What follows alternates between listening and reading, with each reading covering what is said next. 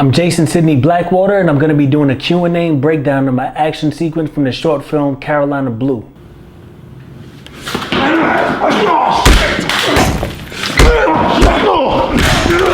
Carolina Blue is a short action sequence I directed for my indie production company, Red Sydney, and it's about the girlfriend of a wealthy drug dealer and how she spitefully sets him up to be murdered while she runs away with his product. Now, one question I got a few times is, what is the rehearsal like for an intense fight scene? And to that, I would describe it as pretty fun, but at the same time intense. You got two actors who are pretty cool and, at least cool. They just met each other, but they're at least cool. They have no ill will towards each other, but they're pretending to fight and murder each other and beat the dog shit out of each other on camera. But the dope part is that the tension stays on camera. And I think just because they're already accustomed to doing this, they have a discipline to them. And it's interesting just watching that come together and just seeing what they bring to the table on top of the choreography that was already set. So that's the best way I describe that. A lot of people ask if I'm inspired by anyone, and of course I always give 100% respect to Paul Greengrass for that revolutionary style we saw with Born.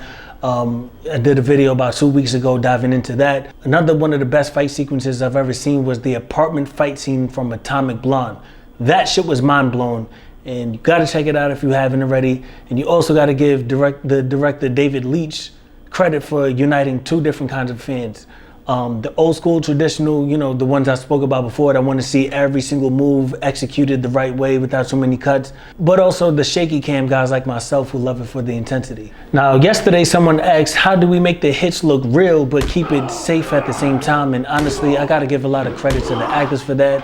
Earlier this year, I interviewed my guy Nicole Dequoy, who starred in a lot of the projects I shot recently, and he does a lot of action, does a lot of fighting in real life. He's from Hawaii, he gets busy. He actually brought up a great point about how selling the punch requires an equal effort on both ends. The person receiving the hit has to actually be just as on point as the person throwing the punch. You gotta really react to the punch realistically. If you're getting thrown, or if your head has to get thrown back in an unpleasant kind of way, you gotta kind of just do it.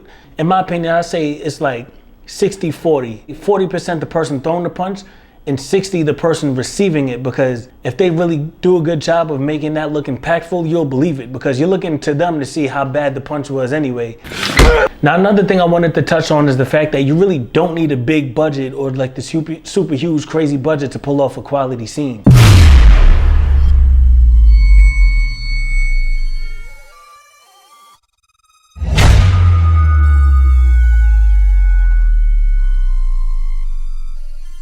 Both the fight scene and the shooting sequence in this were done both with one camera and all daylight. I mean, sometimes I like to set up a China ball or, something light, something easy, but I really do love daylight. And honestly, if you have your cinematography on point, you got the actor selling it, the location is proper, it kind of just makes itself from that point, honestly. Can't forget about the editing though. The editing is gonna take a really long time to compose every single cut right on the money. You can't get lazy with that. But as long as everyone does their job correctly, I swear it just makes itself at that point. Huge shout out to my bro Ron Wiz for executive producing this project as well. He took care of that location for us, and that was amazing. And by the way, locations are really a huge factor in deciding the intensity for a fight scene. If you watch a lot of the raw, intense fight scenes, like in the movie Extraction that came out recently, or like I mentioned, Atomic Blonde, the Bourne series, Taken, you notice a lot of the fights are like close quarter and like tight spaces. It has to be that way, because I remember shooting a fight scene in this open lot, like in this open parking lot,